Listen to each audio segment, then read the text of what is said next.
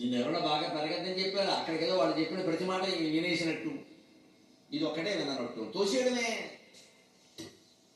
తన దుర్మార్గుడి కింద తయారైపోయినా సరే చివరికి వచ్చి అంటాడు, అమ్మా నాన్న మీరు చెప్పొద్దా అంటాడు.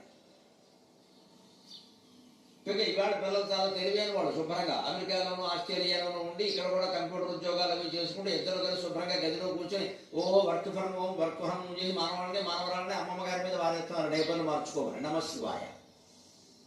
పైగా గొప్ప కిరీటం పెడతారమ్మా మనకి. ఆడవాళ్ళు చాలా జాగ్రత్తగా ఏం కిరీటం తెలుసా, అమ్మా నీ మాట వింటుంది నా మాట వినదే, నువ్వు విన్నా వింటే అది వినడానికని చెప్పాలి ఇక్కడ. ఎందుకని ఆ పెంపకం తప్పించుకోవడానికి మేము work from home board work మానేసి పిల్లల్ని పెంచుకోమని చెప్పాలి ఖచ్చితంగా. వీళ్ళు పెంచడానికి మన ప్రాణాలు దిగాయి ఇక్కడ. వాళ్ళ పిల్లలు కూడా మనమే పెంచి ఈ ఆడవాళ్ళకి విముక్తి లేదు ఈ జీవితానికి. జీవితం అంతా డైపర్లు మార్చడమే. దీనికి మనకి వారు ఇచ్చే సర్టిఫికేట్